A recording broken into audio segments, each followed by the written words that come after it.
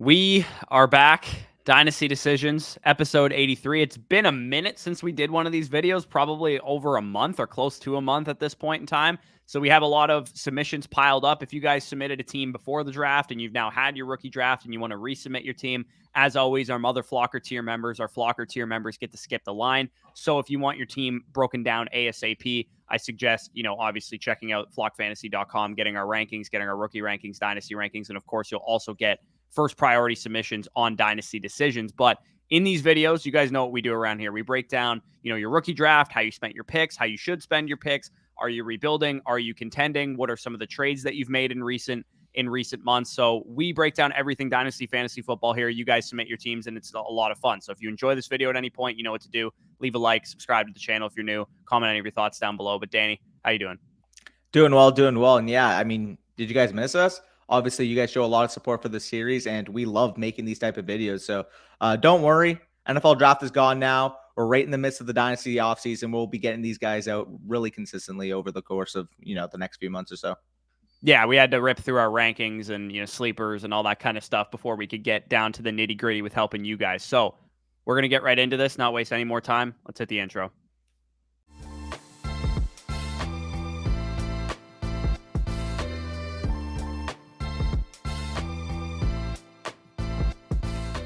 All right, first team of the video is from Chan Hughes, a 12-team PPR 1.5 tight end premium super flex league. Justin Herbert, Lamar Jackson, Geno Smith. I'm just going to preface this with this team is quite good. Bijan Robinson, Tyler Algier, a bunch of zero RB guys there. Lamb, Garrett Wilson, DK Metcalf, Mike Williams, Deontay Johnson, Elijah Moore, Josh Downs, etc. TJ Hawkinson as his main tight end there. He spent, it looks like, all of his rookie picks in 2023. Didn't have too many, with Josh Downs, it looks like, being the highest drafted player outside of Bijan Robinson. And then he does have, 5 first-round picks in 2024 and a couple second-rounders as well. So he said this is his home league team. He's going into year 4 of this league. He says value-wise, his team is definitely number 1 by a decent bit. I'd imagine so based on the receiver core and the picks that you have here. He says top 4 starting lineup. I would like to use some of my wide receiver / depth and draft capital, because he has 5 ones this coming year, to get some good enough RB2s to make a run this year. What kind of deals, range of players would you be looking to pursue? So as a general rule for me, the range of running backs that I'm looking to target, if you're in this position, because I'm actually in this position in 2 of my leagues, is Josh Jacobs, Ramondre Stevenson, Dameon Pierce types. Like, that's the area of running back I'm looking to target in trades, because those guys are still young enough that they'll have long-term value. They weren't replaced in the NFL draft, and they're going to give you, I would imagine, like back-end RB1, high-end RB2 value from a production standpoint at the very least. Yeah, for sure. I would say that range. And if you're looking to get even cheaper, maybe look at a guy like Aaron Jones. Jamal Williams, a decent shout. I'm just looking through potentially. Yeah, if he's cheap enough, all for that. I would say even like if you want to go down to like cheapest, like an Antonio Gibson type, James Conner type, like those are guys that could probably be had for like late seconds. Again, that's if you're bargain binning, but let's be real here. I see that draft capital you've accumulated on the side. I think with this team, it's time to go make a splash. Even if you want to wait to right before the season, once you have all the certainty in terms of factors around you in place, I think like by season, if you buy, one solid running back with this team, I think not only could you potentially be a top 4 team in your league, but judging from the wide receivers you have, judging from the advantage you have at quarterback, judging from the fact you already have Bijan Robinson as your clear-cut running back 1, like you could pretty much be the best team in the league from a point production standpoint and still have like 3 or 4 firsts in the back pocket. Yeah, I don't mind going out and buying Jonathan Taylor, Breece Hall, somebody like that, Jahmyr Gibbs with this team, because you have the pick value to do it. It might not cost you any of your receiver depth. You can probably just hold all those guys, send away, one of those mid firsts and one of those late firsts, and maybe get Jonathan Taylor and another RB2 type in return or something like that. I think you should be able to pull off a trade like that. I don't think we need to spend too much time on this team because it's already in such good position. There's not really much else I would do outside from going after a low-end RB1 if it doesn't cost too much. If it costs you only one of those late firsts to go after Josh Jacobs, Ramondre Stevenson, or Dameon Pierce, I'm totally cool doing that. Or if you want to pony up, go up and get Jonathan Taylor or Breece Hall with 2 of those firsts, then I'm fine doing that as well. Yep. No, I agree with you there. Yeah, so we can move on to the next team, which is actually from Will Atkins here. 12-team PPR, no tight end premium. It is a super flex league, though. Josh Allen, Deshaun Watson, Sam Howell, Jacoby Brissett as his main quarterbacks there. Does have GBjohn Robinson and Zach Charbonnet leading his running back core. Drake London, Chris Olave, Traylon Burks, Zay Flowers, Elijah Moore, Wan'Dale Robinson, etc. at wide receiver. David Njoku, Michael Mayer, Greg Dulcich, Tucker Kraft, very deep tight end core there. Also has a number of picks here. He said he just wrapped up his rookie draft from hell. He said kept getting sniped on all of his picks. So he picked 101. Obviously, he took GBjohn Robinson. 109, It looks like he took Zay Flowers. 201, It looks like he took Zach Charbonnet. 204, I would imagine, was probably Michael Mayer. Yeah, 401 was probably Tucker Kraft, and then 402 was, I'm assuming, Sean Tucker. So pretty decent haul in your rookie draft there. I do think you built out a pretty solid team here. He said he kept getting sniped. I'm assuming you're mostly referring to the 109 when you had to take Zay Flowers instead of QJ or Addison. But overall, looking at this team, what are your thoughts? I think this is a very well-constructed team. You have 2 elite quarterbacks, some upside quarterbacks on your bench, 1 elite running back to anchor the team, and then a really young wide receiver and tight end core. Yeah, no, I love what you were able to do. I just wanted to quickly touch on the value that you got in your rookie draft because, I mean, obviously, GBjohn Robinson, the clear out 101, you couldn't have really gone wrong there. So you add him to your team. 109 here, you mentioned Zay Flowers are pretty consistent 109 for us. So you get him exactly at that value. But in particular, the second round picks, being able to get Zach Charbonnet at the 201, I think is a nice little value pocket there.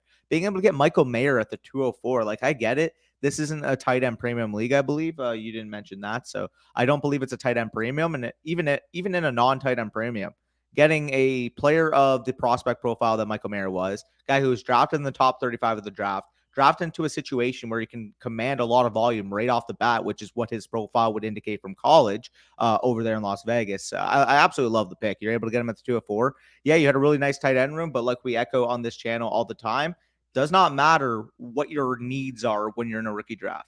If you have somebody falling to you at value, go ahead and scoop it and figure out your quote unquote positional needs after. Because realistically, like some people in your position may see, oh, I have GBjohn, I have Charbonnet, but not much after them in terms of my running back. And they may force feed a running back at that 204 pick, despite Mayer being on the board. But you're conscious enough. You understood, hey, listen, this is a player value that shouldn't really be here. I'm just going to scoop it and worry about the position after, which you're able to do with Mayer. So now it opens you up to when you come in season or even in the off season, if somebody is interested in David Njoku, if somebody is interested in Greg Dulcich, you're able to have more flexibility in terms of trade talks because you picked a guy like Michael Mayer way past what his ADP would kind of represent. Yeah, I mean, if 2 of these 4 tight ends that I think or even 5 if you include Fant, that are pretty solid options, if 2 of them turn into top 6 to 8 tight ends this year, you also have trade chips as well. So, I mean, this is the type of team that I would look at as like a house money team because you have 4 first-round picks waiting in the wings in 2024 to likely fill out your running back core because we do have some guys at the top there that are going to be interesting. He also says he's 5 guys over the roster limit right now. For me, he has who he thinks he should cut. I would cut Davis Mills, Allen Robinson, Daniel Bellinger, Jake Ferguson, and Allen Robinson. Those would be the guys that I would cut personally. But he says, I mean, David Bell's also a decent cut. I wouldn't cut Jameis Winston. I think one injury to Carr, and he could be a decent, streamable quarterback. So I probably wouldn't cut him. I mean, Ferguson versus Bellinger's are like close, I guess. I don't know. I mean, given your tight end core, I would just cut both of those guys. Oh, fair. Okay, you said both. Yeah, no, that's fair then. Yeah. No, I'd agree then. Yeah. So, I mean, this team's in a great position. I probably wouldn't force it given that your receiver core is very young. Me and Danny kind of disagree on this point too. I'm a little bit lower on Traylon Burks right now, so I might see what I can get for him. If you can get a similarly valued young wide receiver like Jahan Dotson plus for Traylon Burks, I would entertain something like that, or even somebody that's going to be more valuable this time next year that you don't have to worry about that you can get for Traylon Burks in a trade right now. I wouldn't mind going out and sending Traylon Burks away, even for like a Marquise Brown type, a Chris Godwin type, a Deebo Samuel type. I probably wouldn't force that given your team's situation, but you might be able to get even Brandon Ayuk with Traylon Burks or Michael Pittman Jr. potentially if somebody's really low on the Anthony Richardson pick. I would personally need a plus if I was moving off of Burks for those guys, to be honest. I wouldn't because I'm lower on Burks, but that's kind of where we differ on that. He also has a lot of trades listed here. I'm not going to go over like every single one here. I kind of listed what our grade would be on each trade. You let me know if you kind of disagree with any of these. When he got David Njoku, he got Sean Tucker and David Njoku for Chigakonkwo in the 301. I think that was a pretty decent B+ type of trade. He sold the 112 for a 2024 first, and the 112 is Jonathan Mingo. That is a woodshed deal, A+ trade. He got a first, a second, and Michael Mayer at the 204 there for Tony Pollard and Calvin Ridley. Again, you're selling productive assets, but you got some great return for that. Matt Ryan and Van Jefferson aren't worth shit. You somehow got a second-round pick for those guys. Wandale for Odell Beckham. I like that trade there as well. Yeah, 2024 first and Robert Tonyan for a bunch of junk and Roshan Johnson, pretty much A+ trade. Deontay Johnson, 112 and 212. I like Deontay Johnson, but I think that was a decent return for him. Alvin Kamara, which was the 4th round startup pick. Somehow, I don't know who's taking Alvin Kamara in the 4th round. But you got Elijah Moore and the 109 basically, and then you sold Cooper Kupp and Christian McCaffrey, who are the 112 and 201 startup picks somehow, and you got Josh Allen, who was the 101. So it looks like you traded up from 112 to get Josh Allen, and you got the 412, and that ended up being Deshaun Watson. So you somehow got anchor quarterbacks for Cooper Kupp and Christian McCaffrey. Yeah, this definitely looks like a startup that happened before the season. Overall, I think from a full collection of these deals, you clearly come out on top. And as a result, I really like the status of the squad. You have, like Corey mentioned, 4 firsts to dangle in 2024, and really a house money type of team. Like if you notice, for example, even though Corey mentioned Treylon Burks maybe sell, let's just say hypothetically you keep him. He's a volatile player, ends up hitting one of the more ceiling range of outcomes. If you're getting, wide receiver 2+ production from Treylon Burks, Chris Olave is giving you fringe wide receiver 1 production. Drake London, maybe Desmond Ridder finds his groove in that offense, and we see instead of a 25 pass attempt per game type of team, you're looking at maybe a 28, 29, 30. I mean, this team could really surprise at the beginning of the season, especially not to mention with that elite advantage you have at quarterback. So if you do see some early results, let's just say you start 3-1 or 5-2 or something like that, and you want to make a splash and buy a running back at the deadline next year, I think this is a type of team I'd be willing to do so, given how I see the progression in terms of those first few weeks. Yeah, for sure. I don't disagree with that take for sure. That's definitely how I would handle this team as well. But you're in a good spot. So we can probably move on to the next team, which is from Connor here. He has a 12-team PPR, 6-point per passing touchdown, half tight end premium super flex league. Deshaun Watson, Bryce Young as his top quarterbacks with some decent depth options behind them. Bijan Robinson, Breece Hall, Devon Achane, and Sean Tucker at running back. JSN, Devontae Smith, Jahan Dotson, Elijah Moore, and some fodder there behind them.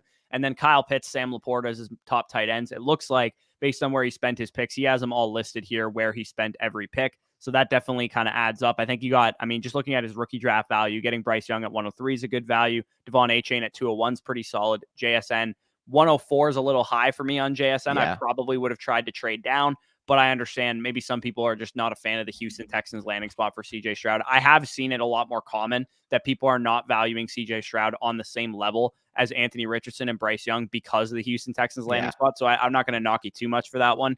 And then, Laporta at 207 is also a good spot in a tight end premium as well. So pretty good use of your rookie picks, I would say. Doesn't look like he has his first in 2024, but he does have an extra 2nd round pick and then all of his picks in future drafts. So what are your thoughts on this team? And then we'll get into some of the trades that he has listed here. I quickly want to tackle what you mentioned. Obviously, you want to keep it brief here, but I have seen, like you kind of said, people are at the 104. People are kind of saying, you know what, we got this tier of Bijan and the 3 quarterbacks, but then the 104 comes on the clock and takes JSN or Gibbs, and the 105 comes on the clock and then takes the other one, and it's like, well, this 3-man tier of quarterback that we're citing, everybody else is citing pre-draft. When people are on the clock, they kind of gear into a different direction. So it is fascinating to see how many times I've seen CJ Stroud fall to the 6th overall pick.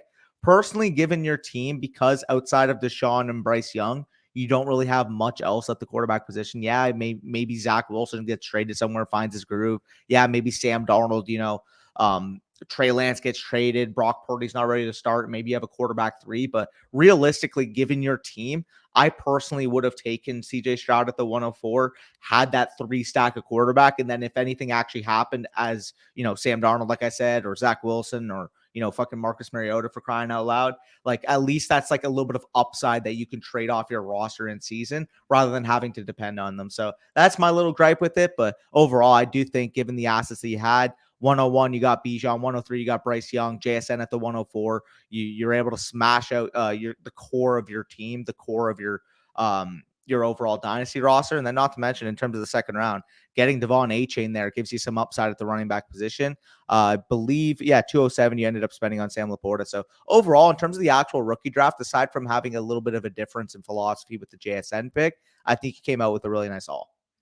Yeah, the one thing that's a little difficult, and he mentions this in his questions here. He says he thoughts on next move going forward. He says, looking at the value of my team, roster construction, his team is shallow, right? Like he has Yeah. no third quarterback. He has the top 2 running backs, but those other guys are modest depth to say the least. Outside of JSN, Smith, and Dotson, I mean, we can't really depend on Elijah Moore yet. Kyle Pitts obviously is an advantage at tight end, but Sam Laporta's a rookie, so I don't love being in a situation like this where I don't have my own first round pick next year and I'm lacking depth on my team. He mentions, should he shop Breece Hall for quarterback equity, wide receiver equity, first round draft capital if he can get it. What are your thoughts on potentially moving off of Breece Hall, who's obviously volatile coming off of the ACL tear? Well, it's tricky having 2 elite assets like GBjohn and Breece at the running back position when you haven't built out the core of your roster. So, I mean, it obviously depends. Again, I'm not just going to sell for 80 cents on the dollar because I'm in the conundrum where I need depth, but I would kind of gauge the market, kind of see where people are at. Like if people are of the belief that, Breece Hall's still the 101 of the 22 draft, they're willing to give you, Garrett Wilson, Chris Olave, someone like that. Or like you kind of mentioned, if you can somehow turn Breece Hall into some type of quarterback equity, let's just say hypothetically you add a second onto Breece Hall and you get up to, I don't know, Kyler Murray, you get up to Deshaun Watson, you get up to someone like that. I think that could be a reasonable haul to be able to get. Yeah, it's difficult because you kind of brought this upon yourself in these trades where you kind of sacrifice some of your depth. I mean, this Metcalf for 104 deal, I think that's fine. I mean, you got a quarterback equity pick with DK Metcalf, but then you took his teammate obviously in JSN, which I think those guys are similarly ranked. I don't have any gripes with the trade. Great. The next trade I really like, you traded away Calvin Ridley and Isaiah Pacheco for 107, 207, Khalil Shakir. I think that's a good response for that. I have a problem with this Bryce Young trade though, because I love Bryce Young. You guys know I love Bryce Young. Yeah. He is my 102 in this draft. And I think this trade is probably going to end up being worthwhile because I think he's a great quarterback. But given your team's situation where you didn't have a lot of depth, I probably wouldn't have done this. If you wanted Bryce Young, what I would have done instead is traded up from 104 and kept your 107, kept your 2024 first, kept your 301. You could have potentially traded up from 104, given the 201, given maybe even the 207 and like a third or something, and gotten up to 103 to get Bryce Young there, and then taken Jordan Addison at 107, and then had your 2024 first to help fill out your depth. Yeah, because I mean, if you're comparing the production bundles, let's just say hypothetically, right? You make this DK for 104 deal, you're feeling comfortable about that. Like Corey kind of said, you already had the 107, you had your future first, you kind of don't have the depth here. What we're evaluating right now is what's the difference in production value between, moving up from the 104 with a second to get Bryce Young, rather than, basically in this production value, giving up 107, which is Jordan Addison, and a 2024 first just to take basically JSN at the pick you traded up for anyways. You know what I mean? So there's 2 ways to look at it. Would you rather have CJ Stroud, Jordan Addison in your 2024 first, or would you rather have JSN and Bryce Young? Or on the flip side, like we kind of mentioned, would you rather have Bryce Young, Addison in your first and giving up the the Devon A-Chain pick or the Sam Laporta pick? Correct. Yeah, exactly. Like if you could have, because I think honestly, like if you sent 104 plus the 207 for the 103, I feel like a lot of people would just take that. Yeah, maybe you have to throw in your third next year or something like that. I traded up for a lot less than that. I got Anthony Richardson out of somebody for CJ Stroud and what's projected to probably be the 212 next year because it's like the monster in the league's team. So yeah, I think I probably would have been a little bit more creative with my trade options to try and hold my own 2024 first. But overall, you've built out a great shell of a team. Now you're just going to need to hit on some of those second round and third round picks, which is easier said than done sometimes. And definitely in season, if you have guys overperforming or whatever, get them off your roster, try and re-roll them into more draft capital. And I would explore trading a guy potentially like Breece Hall. And even if Devon A-Chain starts having a great start to his career, I might shop somebody like him as well. So we can move on to the next team here, which is from AJ. Looks like it is a 10-team league. Full PPR, 4 point per passing touchdown, no tight end premium. It is a super flex. Herbert, Trevor Lawrence, Bryce Young as his top quarterbacks with Sam Howell in reserve there. Breece Hall, Dameon Pierce as his top running backs. Jalen Waddle, JSN, Jordan Addison, George Pickens, Jahan Dotson, Zay Flowers, Josh Downs, Rashad Bateman, Cedric Tillman at wide receiver. TJ Hawkinson and Dalton Kincaid and Greg Dulcich at tight end. So pretty deep at that position as well. Somehow still has his first, his fourth, his fifth in 2024. And then it looks like most of his picks in the future, except for his 2025 third. So right off the bat, I would say, yeah, it's a 10-team league, so we got to keep that in mind. But you've built out a very strong, core for this team. I highly doubt anybody in your league has a better quarterback core than you. And same probably for young wide receiver core and tight end core. I actually have some context on this team because I'm actually in this league. Okay, so that's interesting. This is a good. I mean, this is a great team, though. I would say, your running back core and your wide receiver core, like they're probably not quite good enough production wise to compete this year. But I think this is a great like house money type of team.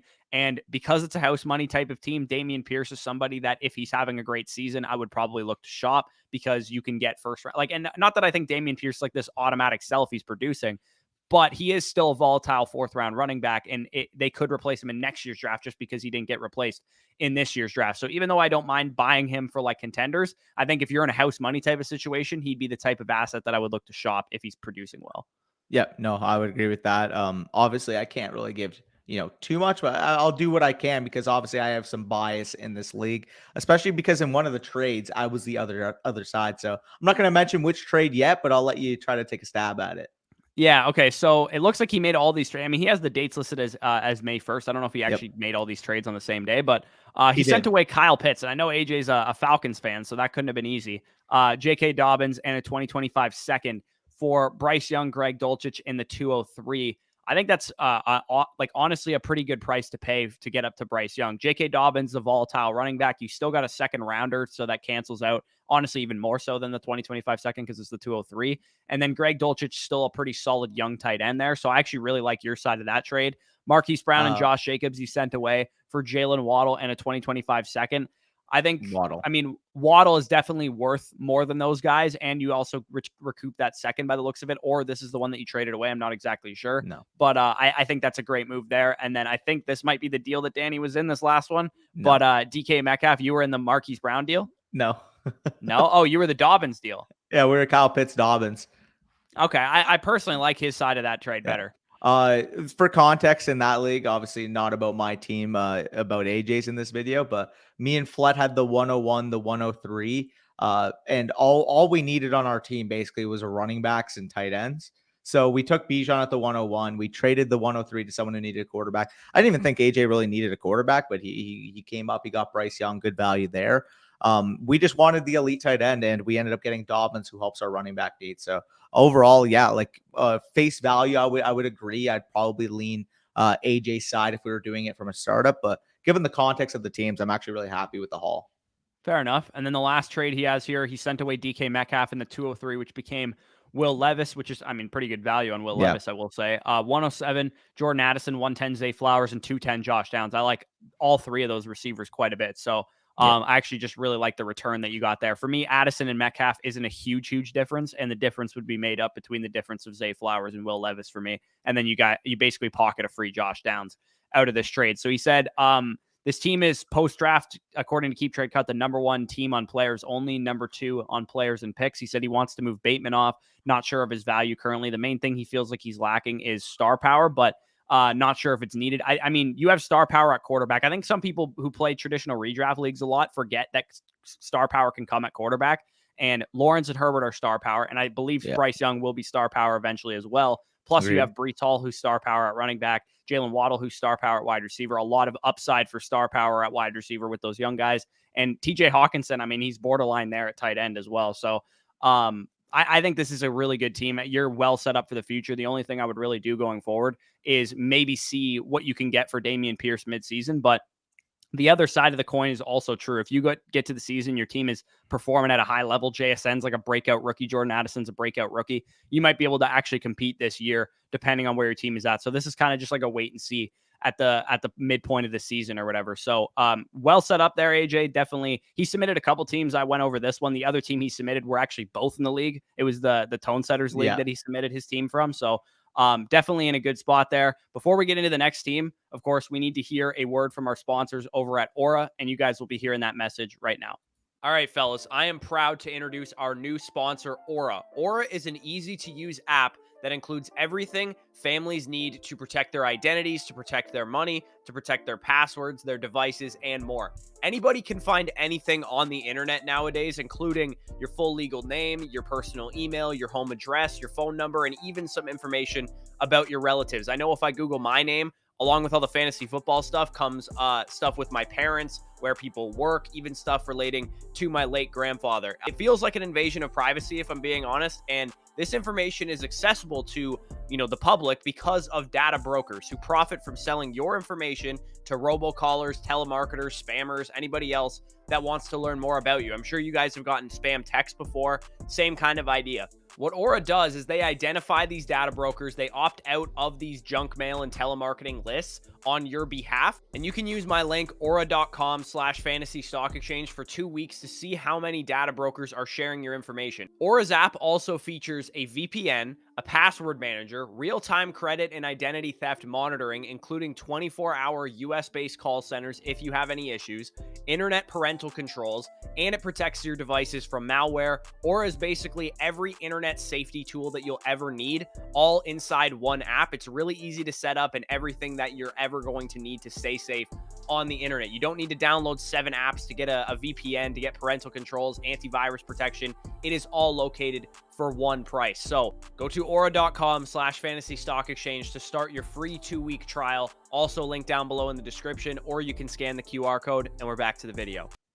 All right, big shout out to Aura. Again, 14-day free trial. Definitely make sure that your cybersecurity is in check. Link down below in the description of this video and in the pinned comment. GBjohn's team is the next team that we're going to talk about here. 12-team PPR, 4-point per passing touchdown, 1 quarterback league by the looks of it here. Deshaun Watson and Russell Wilson are his main quarterbacks. Kamara, Hunt, not much else at running back. McLaurin, Dotson, Judy, Cortland Sutton, not much else there at wide receiver. Chika Conqueror was his main tight end. So pretty barren roster, I would say. Not a whole lot going on. No real building blocks outside of like Watson, but it's a 1 quarterback league.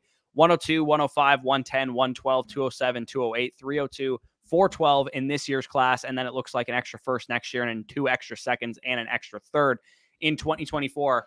With a team like this, when I'm in this bad of a situation where I don't really have any real building blocks outside of some young wide receiver talent, what I'm usually looking to do is offload anybody and everybody for like very future picks. So like if you people in your league are not wise to the 2024 class or don't really give a shit about 2025 capital, I'm probably looking to earmark my pick in that area of the draft, and at the same time tank my own first round pick to make sure that in a 1 quarterback league I can secure Marvin Harrison. In a super flex league I can secure Caleb Williams. So for me, I would probably be looking to sell McLaurin, Judy, Kamara, Hunt, if they're worth anything on your market. They probably aren't, but those type of guys, I'm just getting off my roster most likely for, first round capital. And I'm assuming he hasn't had his rookie draft yet, or he would have listed like what picks he went. But for me at 102, I'm probably going JSN with this team and not Jahmyr Gibbs, because I need long-term stability at that wide receiver position. I don't really have that at the moment. And then 105, I'm probably also looking for a wide receiver, either QJ or Addison, whoever's there. Yeah, well, that's what I was going to ask. The question would be like, would you take Gibbs knowing you have the 105, then you could take the wide receiver, or would you just double stack? I would take 2 wide receivers. I would take JSN and then whoever kind of falls there, hoping like one of them would be there, mathematically. So I would take TJ or Addison, whichever one is there. And then at 110, 112, I mean, hopefully like a Zay Flowers can fall to at 110. Some people are overthinking him, but we also don't know. What are you saying? I will say, if the opportunity arises and you can flip either of those picks, even for a 2025 random first, like that might be an opportunity for a deal that you can have. Not to mention, especially in a 1 quarterback league, give me the randomness of the first rather than the known commodity of the 110 or the 112, because the odds are like, let's just mathematically map this out. If it's a random 2025 first, you have a 1 in 6 chance of it being a top 6 pick, and you have a 9 out of 12 chance of it being higher than the pick that you gave up. Sorry, not 1 in 6, but a half chance, a 50% chance. Yeah, no, for sure. Yeah, I know what you mean. When you're on a team, when you have a team like this and you're in a situation like this, any pick after 109 or wherever the major tier break of the class is. In a one quarterback league, the major tier break of this class to me is like probably 107. Once Zay Flowers and Zach Charbonnet are probably off the board. So even then. Even then, I mean, like, you can always sell these 110 picks for somebody maybe looking for Anthony Richardson or maybe looking for Bryce Young or maybe looking for whoever they like on the board. At that point in time, I'm probably just looking to sell those picks. But if not, I mean, the tight ends make some sense at that point in time, 110 or 112. You could always fill out the wide receiver core a little bit more as well if Josh Downs is there at 207 or something like that. So I'm basically just looking best player available in a rookie draft period, but especially when my team looks like this. I'm not married to any position. I'm not married to any players. I'm not like, I need running backs on this team. I need to draft running backs. No, I'm drafting whatever positions are the best player on the board. The only real decision that comes in like tier break wise would be that decision at 102 between Gibbs and JSN. Maybe you trade down from 102 if somebody wants Jahmyr Gibbs, because I do believe most people would take him over JSN, and you might be sacrificing a little bit of value by taking JSN straight over him. So go to the 103 manager and be like, hey, do you want Jahmyr Gibbs? Give me a second rounder in 2025, and I'll give you Jahmyr Gibbs. Yeah, no, exactly. Give me a 25 too, and then at that point, you just get the guy you're going to take anyways and get a little value on top. Which, oddly enough, if you guys paid attention this past week, actually released an exploiting market value video in terms of rookie drafts, and that would be one of the principles: still getting the guy that you like and getting some extra squeeze, extra juice on top. So I literally did that in 2 of my leagues. I traded down from 108 to 109, got Zay Flowers in a second for Quentin Johnson because I viewed Zay Flowers and QJ quite similar pre-draft, even though some people would view them a little bit more differently. So, yeah, I mean, you're in a rough spot. You definitely have a lot of work to do. I would say a lot of selling to do, a lot of market manipulation to do. 2024, 2025 picks is what I'm looking for this team, including the ones that maybe you haven't spent yet. So definitely, you're in an okay spot, but you definitely have some work to do. So AStrout's team is the next one that we have here. He submitted a couple teams. I went with this one because I thought it was the most interesting. He has a 12-team PPR, 1.5 tight end premium super flex league here. Josh Allen, Kyler Murray as his top quarterbacks. Desmond Ridder there in reserve. Pretty zero RB like running back core with Herbert, Mitchell, James Robinson, guys like that. Wide receivers are also quite barren because, I mean, there's really nobody to build around here. Sky Moore and Hunter Renfrow are like my wide receiver 6-7 types, not, wide receiver 1-2 types. And then you have Pitts and Njoku as your top tight ends. So this is one of those teams, again, where you're not in a good spot. And I don't know if he has any 2023 picks listed here. He basically says here, you guys looked at the team earlier in the offseason. He said after a dispersal draft, you guys suggested I strip everything outside of Allen, Kyler, and Pitts. And he said he's made some trades attempting to do so. And he said, what do you think of the moves? And if there's anything that he needs to do besides wait and continue to collect, 2024 and 2025 picks. Yeah, no, I mean, looking at the moves already, sending Tyler Lockett, Tyler Algier, and a Damon Harris for a 2025 first and a fourth. That happened, I believe, right before the NFL draft. So obviously, you got a nice value there. Tyler Algier taking a little, value hit with Bijan Robinson coming in, able to cash out on those guys for a 2025 first. I think that was a good move. In terms of this other deal, I think it's a little bit more fair. You could argue that David Njoku, AJ Dillon are like, early-ish type of second round values. James Cook more so being a mid to late second. So being able to, in your spot, cash that in for a random first, I think it's more beneficial to your team. The reason why I was kind of nodding earlier when you said it's in a rough spot is I do think you have one potential really nice out. This team is going to pick high in 2024. We already know it's probably going to be a top 3 to 4 pick, given the lack of depth talent that you have at the running back and wide receiver positions. The way I think that you can completely retool this thing into a top-notch contender by 2025, 2026 is, say that pick is the 102 or the 103. This is a super flex league. You're selling Marvin Harrison, you're selling Drake May, maybe potentially selling Caleb Williams. And at that point, that is what's going to jumpstart your rebuild. Getting that franchise cornerstone type asset to this team. You already have your quote unquote franchise cornerstone assets intact.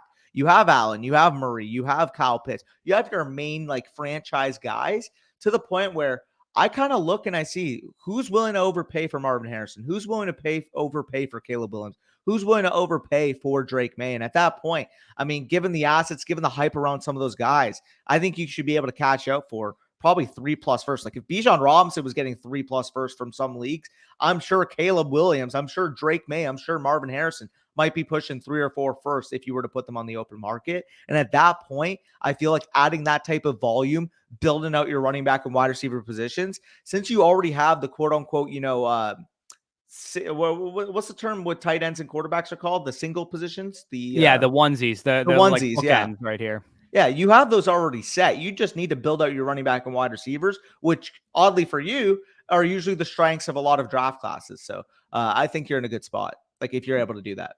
Yeah, for sure. And it goes without saying that, if Khalil Herbert steps into a big workload at any point this season, you sell him. If Elijah Mitchell steps into a big workload at any point this season, you sell him. James Robinson, same thing. I'm looking to sell production bundles if I can and get first rounders. Like if somebody is contending and Hunter Renfro's having like wide receiver 31 in points per game type of season and Elijah Mitchell steps into like a big workload for 4 games, I'd probably see if you can package both of those guys together, see if you can get a 2025 first rounder from that person. Who's looking to contend or whatever. So yeah, you still have a lot of upside. Unfortunately, no real building blocks at running back and wide receiver is going to set you back and probably make it so that 2025, 2026 is the first time that you're going to see any kind of daylight. I also think that Kyler Murray is also potentially someone that I'm looking to shop, just given that you might have Caleb Williams staring you in the face. You could also just take Caleb Williams, not even sell him. If somebody's willing to give you great value for Kyler Murray, let's say the Cardinals are going to pick Caleb Williams and they trade away Kyler Murray to a better team, they might, somebody might be willing to give you 2 to 3 first round picks for Kyler Murray, if not more. So you have a lot of outs with this team. Like Danny mentioned, you have a couple, win now and rebuilding type of options at quarterback and tight end. But yeah, definitely 2025 picks. I'm trying to like absolutely monopolize that draft. If I can. Yeah. Like if you're able to sell off your production in the right way, not even counting what you can net for the 2024 pick, if you can somehow turn this roster into an extra first and second in 2025, obviously if you can get 2 firsts, that'd be fantastic. But let's just say, like Corey mentioned, Elijah Mitchell's on a heater, CMC, got banged up. You package him, Herbert, fucking Hunter Renfrow, Adam Thielen, whatever the fuck they want, and you're able to get a 2025 first. I think that'd be a great move for you. But I mean, it all depends kind of how your win now assets are performing from a win now standpoint. Yeah, exactly. There's a chance that none of those guys are really that relevant and you just get the first pick from Caleb. Like the reason you do that move, like other than trying to collect future draft capital, is also to make sure you're not getting point production on your team and that you secure 101 in Caleb Williams. Because I would imagine your team is probably one of the worst teams in the league. And Josh Allen's probably going to put up like 40 points a week or 30 points a week, and that's going to hurt you a little bit. But if he's the only one putting up points on your roster, then you should be just fine. I had a team last year where Mahomes was just dropping numbers in a 6-point per passing touchdown, big play bonuses type league, but he was the only guy on my roster doing anything. So it didn't impact my chances of getting Bijan this year. So we can move on to the next team. It looks like AStrout's got a lot of work to do, but he's in a decent spot. Nyheim Hines, maybe just Nyheim's team here, 12 team, half PPR league, 1 quarterback, super flex league here. Does have a lot of picks here as well. I don't know what Danny's looking at. What do you surprised Some of these here? trades are crazy. Okay, so we'll talk about the trades in a second. Let's talk about the team first and where he spent his picks. So it looks like he took Bijan 101, obviously. He took CJ Stroud 104. 108 looks like went towards QJ. 201 for Dalton Kincaid. 206 was Hendon Hooker. 301 was Sam Laporta, great value on him. 302, it looks like he acquired in one of these trades, was Tank Bigsby. And then 307, he gets Cedric Tillman, which I think is an awesome value on Cedric Tillman. So, I mean, with this team, CJ Stroud and Jordan Love are, more quarterback 2-3 types than quarterback 1-2 types. So you do have some quarterbacks, but they're not, in the best position right now. I think you're about elite quarterback away there. Running back, you have Bijan, you have, Tank and some 0 RB guys, Pittman, Rashad Bateman, Mike Williams, Calvin Ridley, QJ at wide receiver with Cedric Tillman there, and then Pitts and Kincaid, plus Dolchich and Laporta. So pretty strong at tight end there. And then you also have 1, 2, 3, 4, 5 first rounders in 2024, including one of them that you have listed here is projected to be early So pretty good team so far. You definitely need, you're lacking some superstars. That's pretty much the big takeaway here. Outside of really Kyle Pitts and GBjohn, you don't have a lot of guys that are going to be like studs at their position unless QJ develops or CJ Stroud into develop into that. But let's get into some of these trades here. So you flipped Russell Wilson straight up for CJ Stroud is what it's looking like. Like that's okay. All right. Like that's just things you see in basically every league, I guess. That's pretty crazy. All jokes aside though, I mean, what is that? What was that guy thinking? He gave up a second round startup pick with CJ Stroud for Russell Wilson, who goes in what, the 7th round, the 6th round, in the most optimistic rooms for him. Yeah, this guy must be like a Broncos fan or something like that, or maybe Has it's to be. Sean Payton himself that made this Um, pick. I'm not exactly sure, but you also have, I mean, you sold Nick Chubb and Jared Goff. You got Lazard, Herbert, Mechie, 106, and a 2024 first. I mean, I would have done that just for 106 and the 2024 first. Those other guys are Easy. fine pieces to potentially take lotto tickets on. Kamara, Lazard, and K. Dot, and you then sold away. You got Bateman 102 and a 2024 first. Like, I have no idea what these guys are thinking. Knowing that this is the room and these are some of the going rates for these players, I'm loading up on as many picks as I possibly can get. I don't know how the hell you got Kyle Pitts for Brian Robinson and 112 as well. That is ridiculous. Also, 107 and Isaiah Pacheco got you 104 as well. I don't know if he got 104 in a different part of the trade or if he moved off of it somewhere. I didn't see that part, but you also sold Brock Purdy in 109 for a 24 first and the 302, which I think is a decent move. Looks like you've made some savvy trades to build out this draft capital, and you're going to be well set up in the future as a result of that. I will say, like, it depends, because obviously you've gotten some fleeces from people in terms of like buying some players and some assets. Like, yeah, like maybe I can contextualize using the assets you got in the Kyler Murray trade to try and get another quarterback in season if you're trying to, go house money. But well, what do you think about this Kyler Hollywood deal? Because the way I kind of see it is Hollywood, Ridley, basically let's just cancel them out. Like, I have Hollywood, I think, like 2 spots higher, I believe. Like they're both in that wide There's a receiver 206 on the other side of the 28. trade, so I think that would cancel him out. Yeah, fair. Okay, so let's just say that. Would you accept the 110 and 2024 first for your Kyler? Because I think in his spot, I would just keep Kyler. I probably would have kept Kyler as well, but knowing that you kind of strip this thing of production and you have 5 firsts, including one that is listed here as early. I don't know how many of them are early. You're probably looking to get your superstar quarterback. Because if you build out this quarterback core, Caleb, CJ Stroud, Jordan Love, then it starts to look a lot better. And I guess that's fair as well, because we don't know. Maybe that's the 2024 early first that he got. Like, because if that's the case, then it's possible that was. There. Yeah, definitely possible that was the first that he got in there. Either way, man, I think however you slice it, you have upside at every position, including GBjohn to anchor your running backs, Pitts to anchor your tight ends, some solid wide receiver talent with Pittman, with Mike Williams, with Rashad Bateman, with Calvin Ridley, QJ. I would probably look to sell those older guys during the season, knowing that you're building out more of a rebuild. If Mike Williams has a couple spike weeks, I'd probably sell him. If Pittman has a couple spike weeks, I'd probably sell him. If Rashad Bateman suddenly looks a little bit better, maybe take offers for him. Same with Calvin Ridley, of course. I think Calvin Ridley is going to be great this year from like a redraft perspective. And you're trying to tank your own pick as well as it looks like someone else's early potential first rounder as well. If you can walk out of next year's draft with both Caleb and Marvin Harrison to this team, you can really help out this thing in the long term. So I think you've done a good job taking advantage of some stupid league mates, if I'm being honest, but definitely still some more work to do. So we can move on to the last team of the video, which is from JB here, 12-team PPR. Looks like a 4-point per passing touchdown with a 1-point full tight end premium as well. And a super flex. Joe Burrow, Jalen Hurts, pretty elite quarterback core to say the least. But doesn't really have a quarterback 3 of note. Yep.